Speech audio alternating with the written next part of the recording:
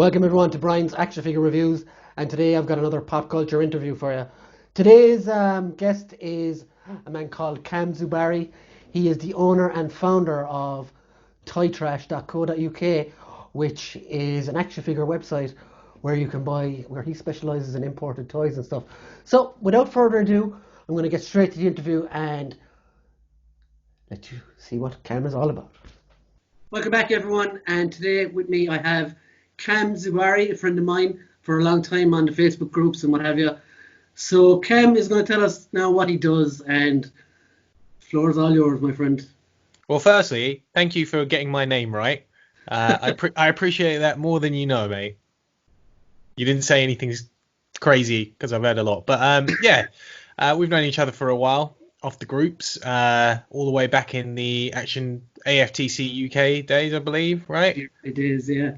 Yeah, it's been a while. I now took the hobby of toy collecting and made it into, I guess, a little dream of mine, and I now run a shop called Toy Trash, and I try and supply people with plastic crack whenever they have an itch to scratch. Fair play, man. So yeah, I want to ask you about that, obviously. So can you tell us what kind of challenges you faced starting up a business in this kind of niche, I could say? I mean, God, where to start? The challenges are, I guess, there's a lot of competition out there. Yeah. And everyone, before me has been doing it for a lot longer than I have, and they know what they're doing a lot more than I know. And they got a big following, it helps to be, treat customers well, treat them with respect, sort out any issues people might have. And I think the guys who have been doing it for the longest time, like Kapow, in Demand Toys, Comics and Cocktails, they've got a good loyal fan base. They know what they're doing, and they're good to the customers. So yeah, trying to get my foot in that door where the other guys are already inside in the room, all making their tea and coffee, was a bit of a challenge, but slowly but surely we're getting there, Excellent. So how has it been received from your customers, would you say?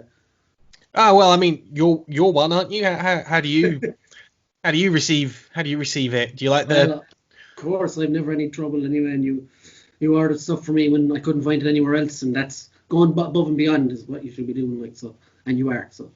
Ah, thank you. Well, I mean, try. Like you wanted some Figuarts Broly figures, I think the other week. No one else really had them, and if they did, they were a bit more expensive than what I would say was retail price. So you dropped me a message, and the supplier, one of the suppliers I used, they had them in stock, so got them in for you. Took about a week.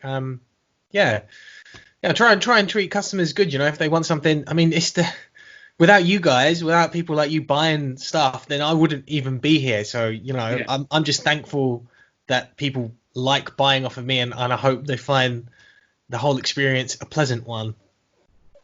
So, what got you into collecting in the first place? Maybe even as a kid. Oh man, that's a big question. I don't think I ever stopped buying toys, as my brother would say, like when I was working. When I was like 15, 16 years old, when people were trying to be cool, I was trying to be cool by smoking and stuff like that, which I don't do anymore. Don't do it. Been there, done that. Yeah. I would still sneak off to all the local toy shops, which weren't very many back in the day. No online stuff. And I'd pick up, figures. So it went from when I was a kid, Transformers and all that kind of stuff. That was carried over until I was a teenager. And then I started getting into like the Marvel wrestling figures. With loads of articulation. And then when I was at university, the first Toy Biz Marvel Legends came out. That's showing my age there. Yeah.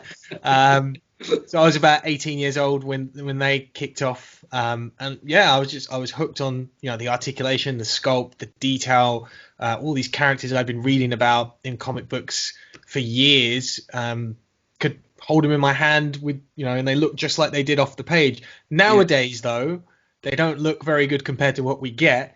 But back then, that was like the ultimate thing to have. And I remember I had a girlfriend at university, and I had all my Marvel Legends up on the wall, as you do, like you've got behind you and I've got some behind me.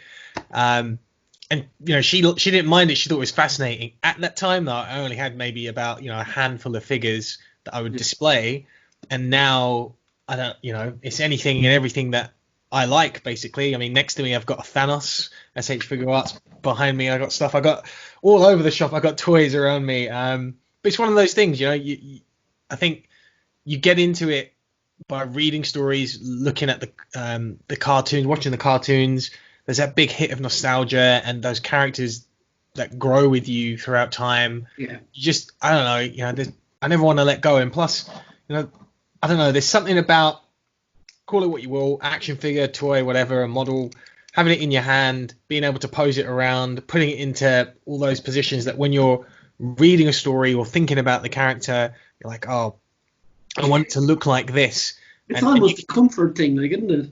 Oh yeah, definitely. I mean, I don't know about you, but I just sit. If I'm not doing anything, I'll sit and I'll have a toy in my hand and I'll play about with it, just pose it around.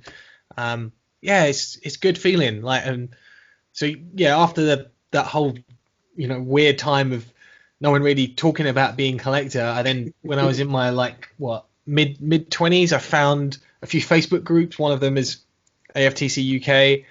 And I saw there was loads of people who were my age and still collected toys, and I felt great. And now it's kind of accepted. Like no one, my brothers don't say anything to me about it anymore like they used to. But yeah, it's an accepted thing. It's great. I love him. Yeah. That's I guess that's how I got into collecting. Sorry to ramble on. The question is only a short one. That's what I love. Stories make the interviews more interesting. So yeah, of course. What would have been your favorite toy growing up? Growing up, your favorite, if you could just pick one. That is very. I mean, there are ones that stick out in my mind. Things that I loved that I can still see me playing with when I was a toy. I remember having an Ultra Magnus G1 Transformer, which is basically Optimus Prime but white. I had that for ages and would play with that all the time. I had Centurions figures. I loved those when I was a kid. So much so that I even wanted to change my name at one point to Ace McCloud. Amazing. Yeah, it was never a good idea. There was, the He-Man figures when I was a kid were great. I'm sure you probably had a whole bunch of them. And I was lucky enough, because one of my favorite He-Man figures when I was a kid, I had He-Man and Skeletor and they were great, but I loved like the unusual characters, the ones that weren't. Yeah, so I was lucky enough to, because I kept one of these. These came out not too long ago.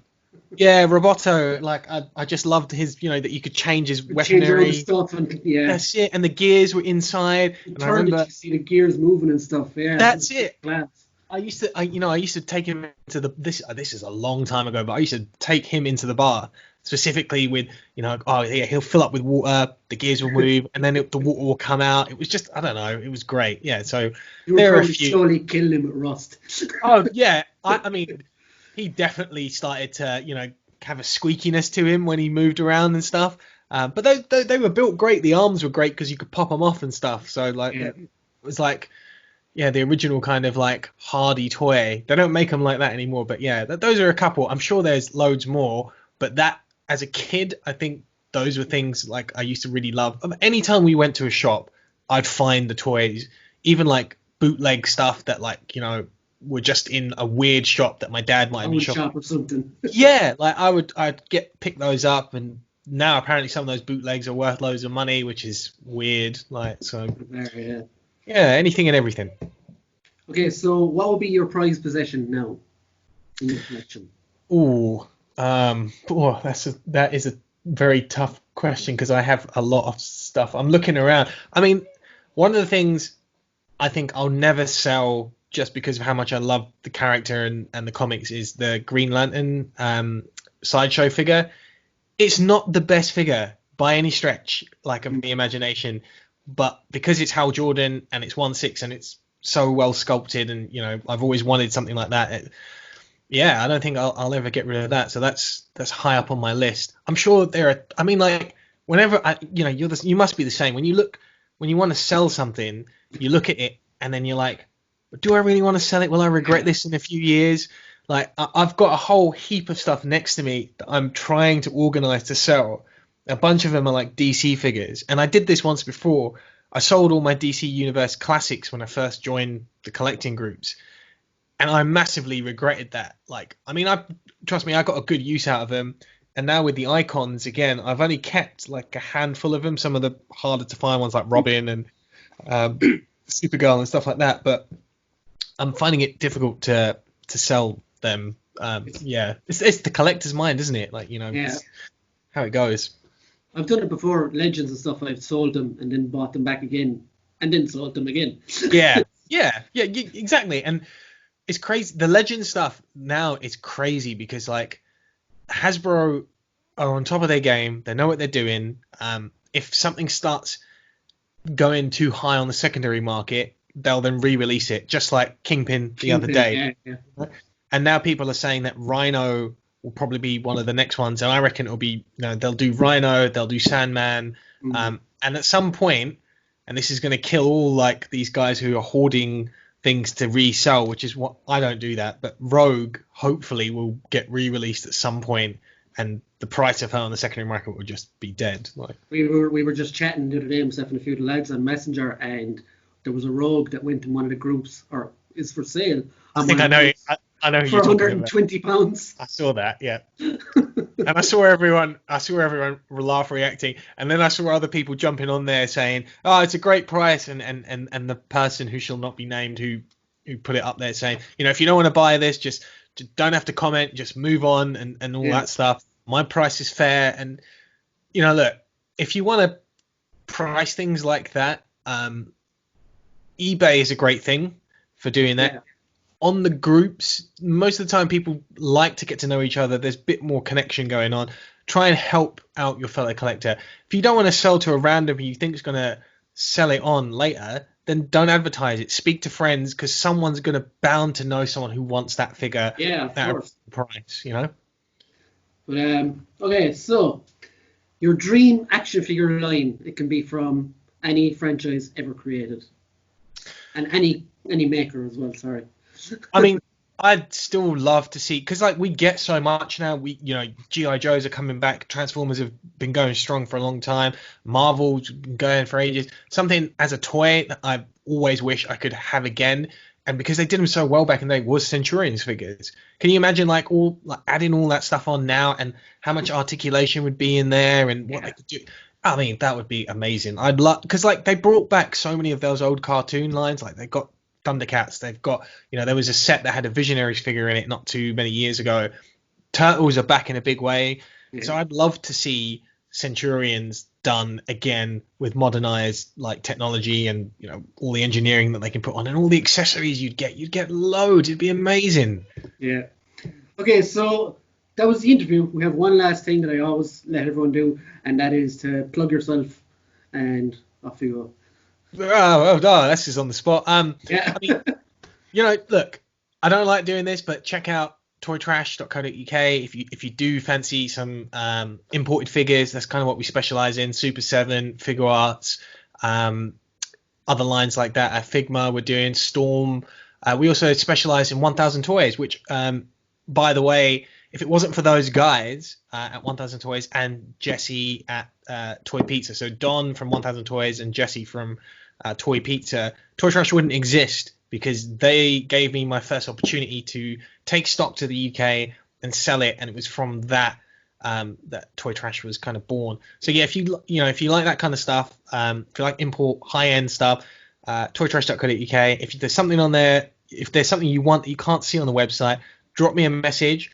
The site currently doesn't allow for deposits and payment plans, but drop me a message again, and I'm happy to sort that out for anyone who's looking. Last thing I want to do is hinder a collector from getting the plastic they want.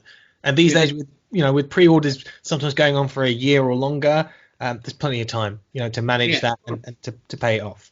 But yeah, that's kind of it, really. I think that's Toy Trash is my baby now, so I plug that as much as I can, I guess. Maybe I shouldn't, but hey, it's a business. I gotta. Of course you have to. Yeah. Gotta get that name out there, Yeah. I'm trying. I'm trying my best. I think people know the name. Some people still don't haven't taken that leap yet of wanting to buy anything from Toy Trash because they're loyal to other people. But if you do fancy a change, you want to try out someone else for a little bit, I'm always around. I'm always here.